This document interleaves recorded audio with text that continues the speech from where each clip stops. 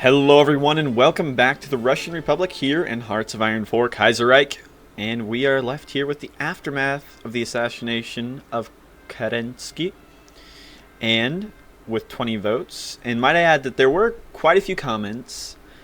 And with the comments, and you see the problem is that I don't know who commented and who voted and who did both and who did only one of those things. So I'm only going off with a straw poll. And the most comments were mainly towards Kornilov's officers seizing the apparatus of the state, and there were a few democracy comments as well. However, the votes were very closely divided between the Senate electing Grand Duke Dmitry as the new president, and the one that won, which is the left SR Mensheviks securing a majority in the Duma. There we go. And now the Prime Minister shall address the Duma. There we go.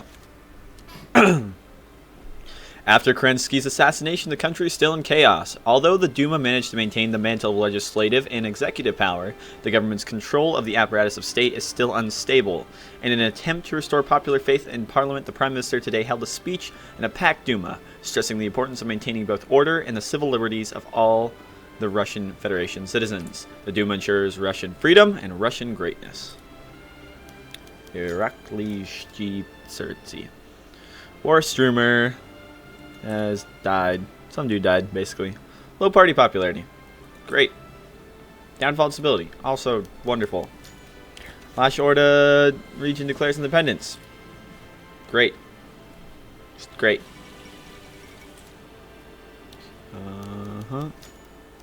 Appointing a prime minister.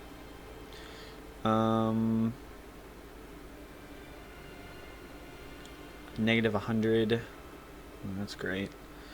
Well, I would leave this up to you guys, but we're 2 minutes in a video, so that's not going to happen. The SR Menshevik coalition outmaneuvered all of its rivals in the January crisis and have gained an unshakable Duma majority following the submission of the cadets. Chernov, chief ideologue of the SRs, has been successful in pulling the strings, but it is now time to appoint a prime minister. Also, the SR, oh, the PSR, I see. So, and then the Mensheviks, I get it. Social liberals. So, we can either pick up the,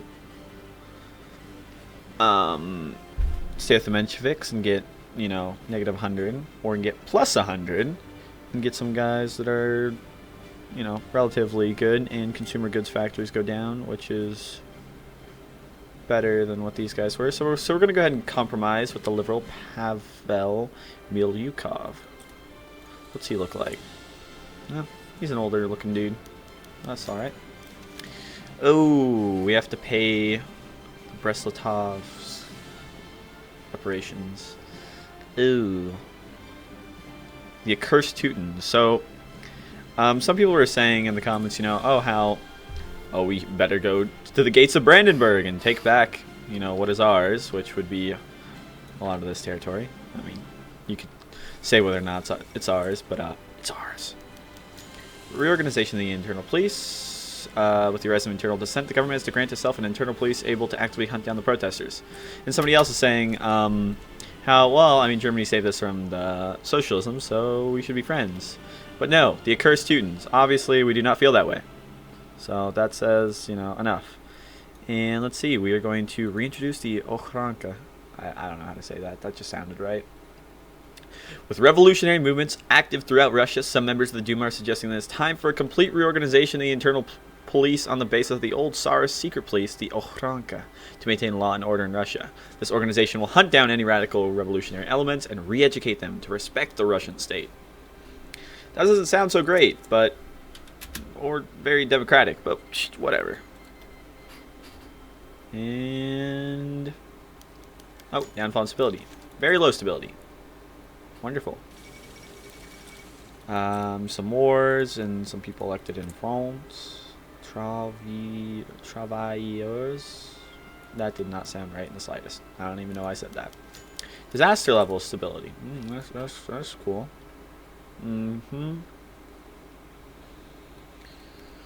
Well, it can't get much worse can this, can it? I was just about to say, well, I guess it could get much worse. But there we go. Black Monday hits Russia. And even Pavlov dies. Well, let's hope his dog's alright.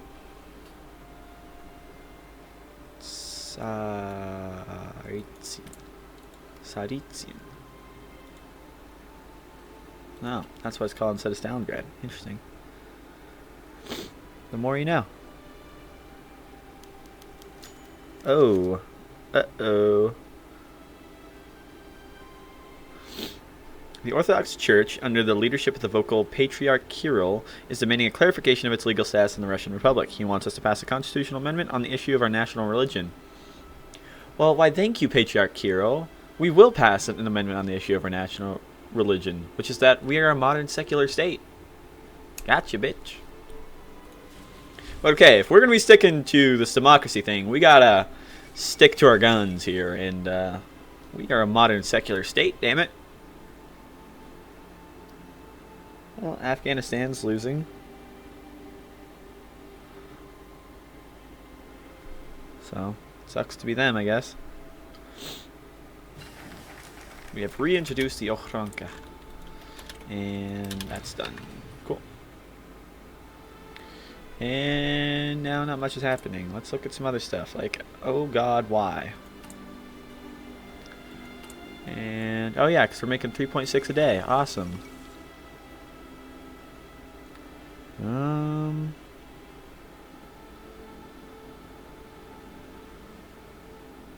Congregationists. Let's see, the Maximists, the Autonomists, the Federationists, oh, / Congregationists. Oh, never mind. Welsh poet and leader of the Autonomists, Nicholas E. Gleiss, has been sworn in as new chairman. Support further decentralization of Union Britain and even greater autonomy to the Welsh Scottish nations and perhaps even full independence. Interesting. Interesting indeed. That means a weak Union of Britain. Now I wonder, I don't remember if I have historic on or not. That's worrying, but whatever. Aid our allies. What does that do? Oh, treaty with Ireland, military mission to the Cossacks. The clergy criticizes our government.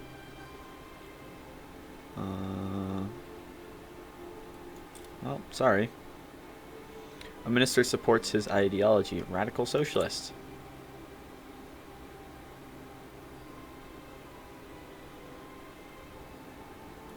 Well, there's not much we can do. Wait, radical socialist. Oh, okay. I was confused. I was like, what?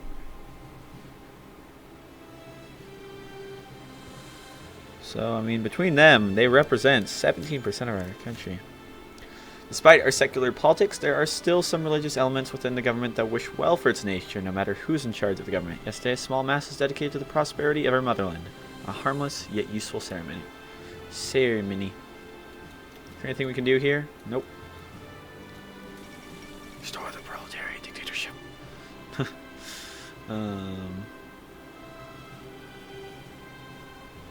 Anyway. Ooh, the remilitarization of Oltenia. No bueno. Let's grab some concentrated industry. Comrade. Socialist Republic of Georgia. Oh, I thought it was going to be Stalin. That was going to be funny. Because, you know, why not? Right? Why not? Wait, what is this? Formation of the 1st Women Division? Sure. Oh, there they are. In Moskva. Why are they in Moskva and not Petrograd? Well, that's our capital, right? Well, anyway. I mean, they're great. They're veterans, so, I mean, I ain't mad. I ain't mad. But yeah, considering the state of our nation, we are certainly going to be waiting for, I assure you, 68 is old age. Some dude died, I guess. I don't know. I didn't look at it. I don't really care. We're basically gonna... Ooh. Initial stabilization after Black Monday. Cool. Looks like some good will come out of it. But, you know, we need to just chill and wait, and then eventually, you know, we'll strike out and take back that which is ours. Let's look at all this beautiful, beautiful, yes, beautiful things. Beautiful things indeed. Construction 1.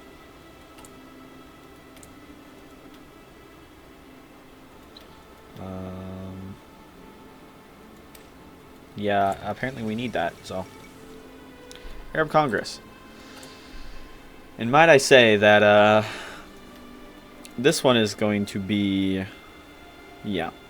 Well, it looks like all of these you can do with either. I wonder what the difference will be.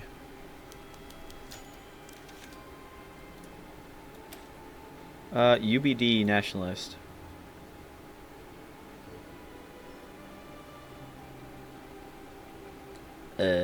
What? What shall we do? Offer them official support, I guess. Well, I was wondering the other one.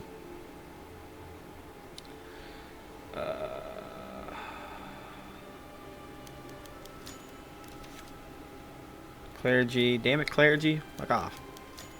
German demands.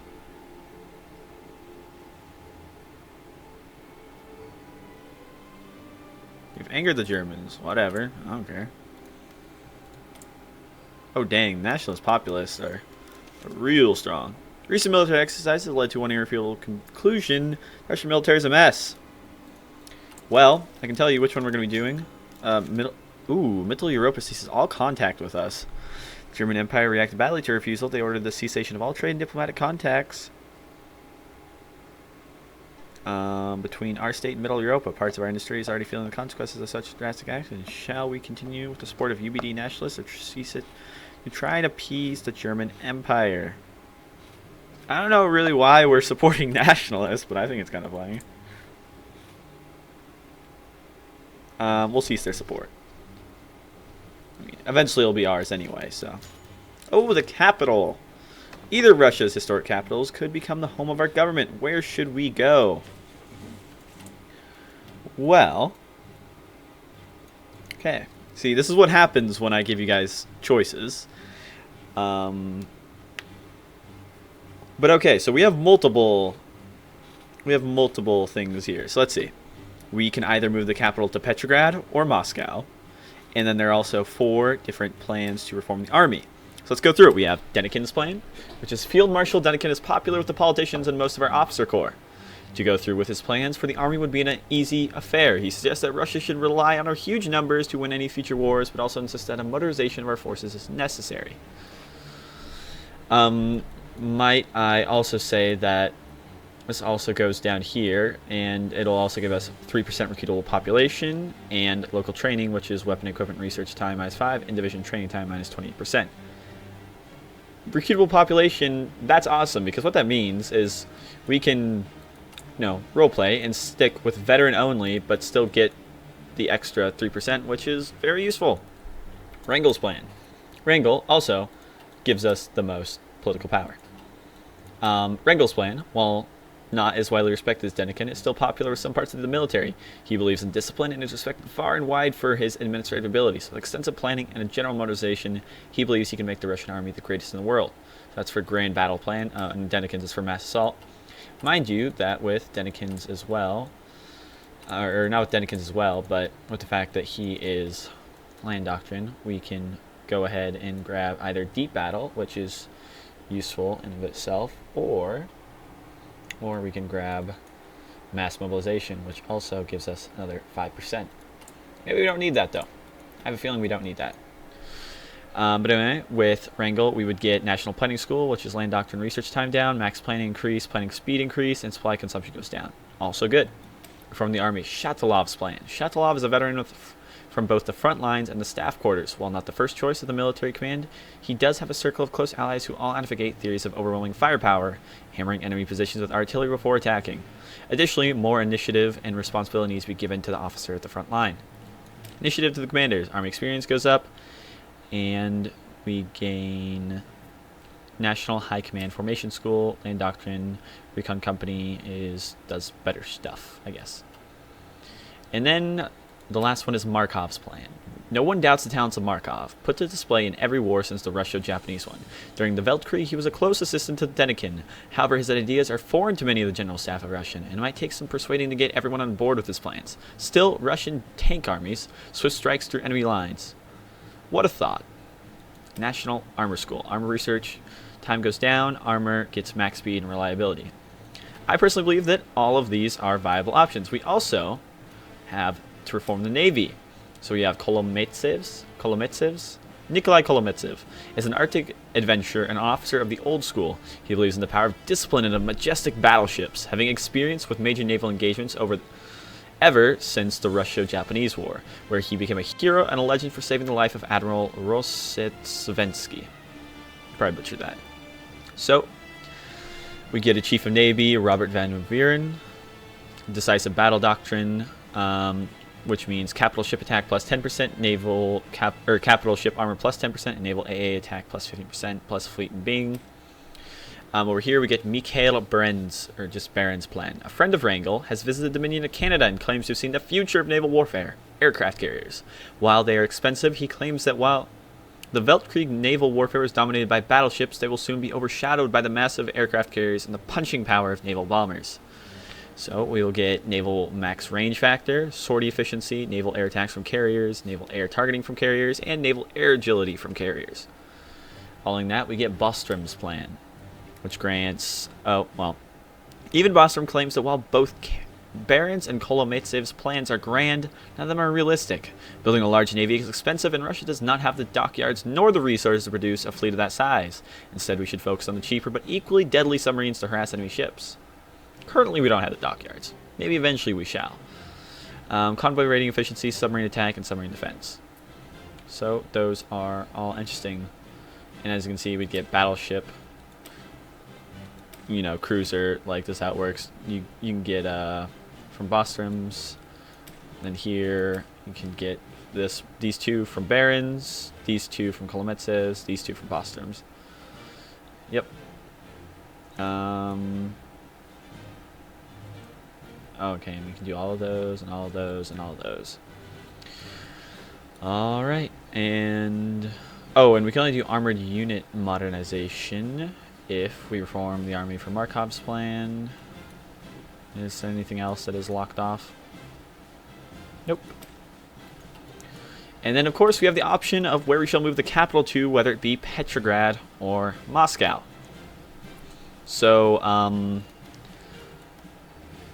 I guess, yeah, I can just make multiple straw polls, I guess. One for reforming the army, one for reforming the navy, and one for the capital, depending on whether or not there's, like, multiple options within one straw poll. Because that could also be the case. I'm not really sure, unless I have to, like, buy it or something. Which isn't going to happen. I'll just make 3 straw polls. Anyway, guys, shorter episode. We are still in August of 1936, but, it is what it is. However, I said I wanted to give you guys the options, and...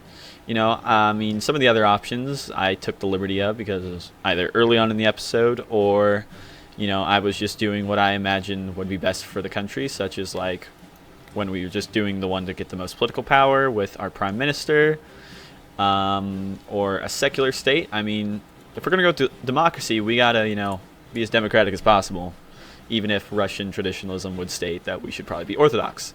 Anyway, guys, I hope you enjoyed watching. If you did, please leave a like, subscribe. Make sure you go and check out the polls. Go to the polls. Go Pokemon Go to the polls. Why don't you? Anyway, guys.